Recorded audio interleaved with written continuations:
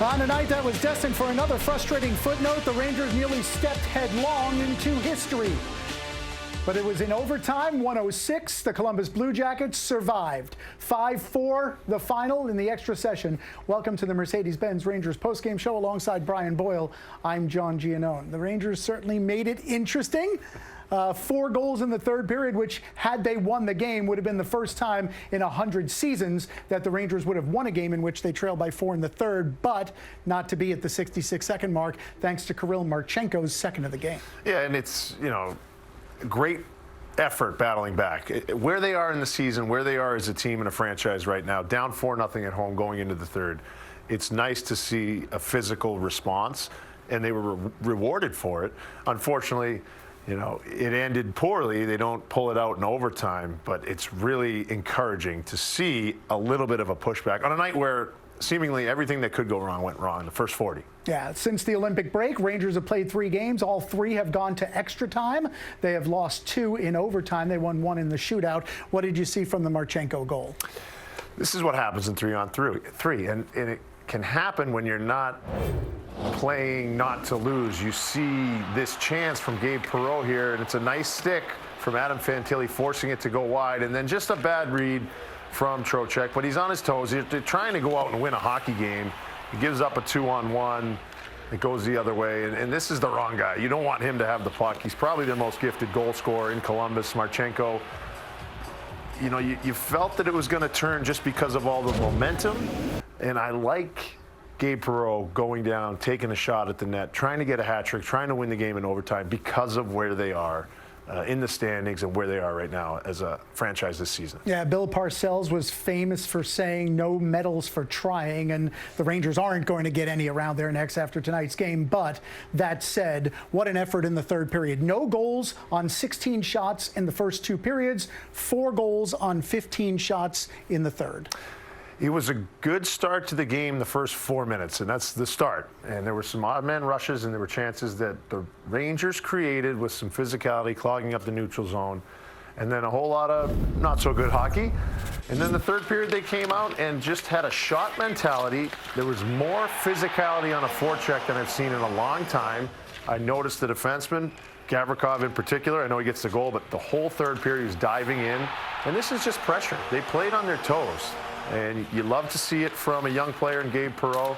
I thought this goal, although it's an ugly finish, was great hockey IQ from Zibanejad and Miller. And here's another defenseman up in the rush trying to make a play. And it's a great play from Will Borgen to Gabe Perreault and a great finish. And it's really exciting stuff because, look, regardless of where they are, you have to perform at home. People are paying money to come watch you play in your home building. And that's, at least for 20 minutes, they put on a show. All right, so the 4 goals, obviously the byproduct of, as you said, getting pucks and bodies to the net, but there was more to that third period that really had Columbus reeling in their own zone. You could kind of smell blood, I think, in the water a little bit if you're the Rangers. It looked like Columbus was on their heels a little bit, sort of not making perfect plays, but the physicality is probably where it started. When you get your time and space taken away, that's one thing, but when you're going to get stuck or hit or a stick or a shoulder into you every time you touch the puck, you're going to start thinking about your next play.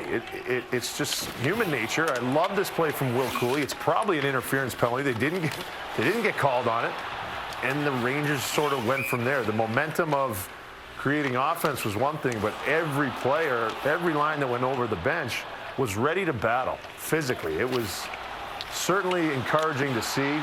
And later in the game, you saw these 2 chances late. The game could have ended in regulation in the Rangers' favor. Yeah, it really could. All right, so the Rangers, who were questing tonight their first consecutive wins of any kind since before Christmas, and the first consecutive wins at home all season. Instead, they lose 5-4 in overtime. Let's begin the reaction inside the Rangers dressing room. Michelle Gingras is there, and we hear from the captain, JT Miller. Probably not the final result that you wanted, but just take us through that third period comeback and what you noticed about your team in that period.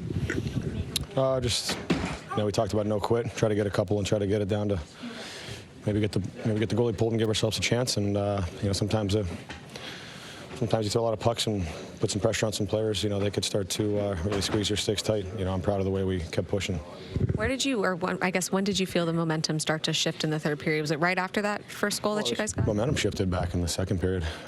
We had a great start, drew a penalty, scored in the power play. Then it's funny how the game works. All of a sudden it's 3-0. They're booing again, and it's hard. So, you know, it's a roller coaster of emotions sometimes. We had it in the second period.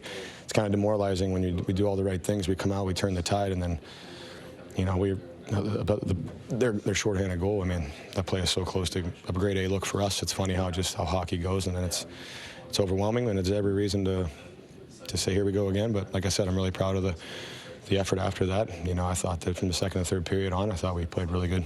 On your third goal, it looked like you got either hit in the back or hit maybe in the back of the head, and then you were able to get up and stay involved in the play. Just what did you see from your vantage point, and then just to try to keep that play alive? I don't really know. I think there was a delay penalty on the play. Yeah, I don't know yet. I have to watch it. I know it. You know, we had an extra guy on the ice, tried to get to the half wall, and we had 2 defensemen in front of the net. So I don't know. It's just part of the way that we played the period. We played a really good period of hockey. You know, we earned our looks. Gabe gets his 5th goal of the season. Just what have you noticed about his growth and his progression? Yeah, I mean, he could have had 3 or 4 the other night as well. He's a great player. You know, he does a lot of good things. He's got a really good hockey brain, and I wouldn't say he's the fastest or the strongest or the biggest, but, you know, he's really quick to pucks and has a great stick, and his hockey brain really helps him a lot. And he's obviously, you know, got elite skill. That's why he is who he is. But, you know, he's really like a sponge out there, and I think me, him, and Mika have had some really nice chemistry over the last little while. So he's a great kid. We're having fun playing with him. I couldn't be happier that he's, you know, seeing the results. This is your 4th and 5th goal of the year tonight. Just for you, comfort-wise, just how you're seeing the ice, what are you noticing about your own progress? Yeah, like I said, I feel like I'm getting more and more confident every game. I feel like I've been getting a lot of chances these last couple of games, and feels good to get a couple go in, but like I said, it sucks to come up short after that big of a comeback in the third. JC said just going into the third period, you guys were kind of trying to adopt that no-quit mentality. To have the momentum shift the way it did, what did you feel like you guys did differently in that third period? Yeah, I think the way we were hunting pucks, we were kind of playing in the low ice. Obviously, we had a good start to the period and got a couple, and we had a lot of momentum going our way, and I think it was the same way in the second and third last game when we were hunting pucks, playing in the low ice. We were generating a lot of chances, so it was, you know, a really good effort in the third. I know not the final result you guys wanted, but for you personally, just where are you noticing the most growth in your game right now? Yeah, I think the little details. JT and Mika have been, you know, helping me a lot, like I said, mentoring me, and I think those little details in my game on the forecheck and, you know, wall play, little things like that is what I've been trying to improve on, and I think I've been generating more and more chances each game. Is that just through conversations and feedback after games, or is that practice? How does that kind of translate? A little bit of everything. I think, you know, feeling more confident each game, and then learning from other guys and watching video and little things like that. It's a little bit of a mix of everything.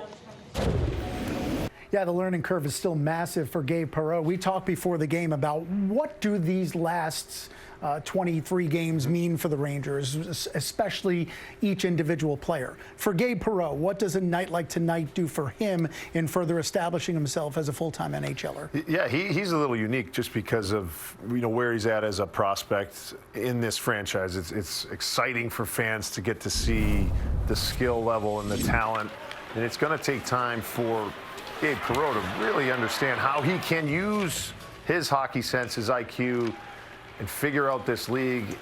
And goals like that are something that he can, you know, he probably doesn't have a ton of those in his career because he has the puck all the time. He's hunting a puck. He said hunting pucks maybe 3 or 4 times in that interview.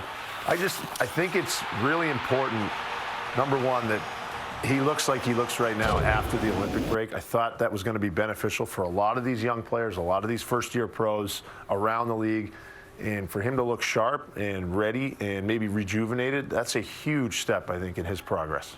All right, so Gabe Perreault scored the 4-2 goal, assisted on the 4-3 goal, scored the 4-4 goal, and had his stick on the puck in overtime with a chance to win it. So lots of ice time in that third period and production from the rookie.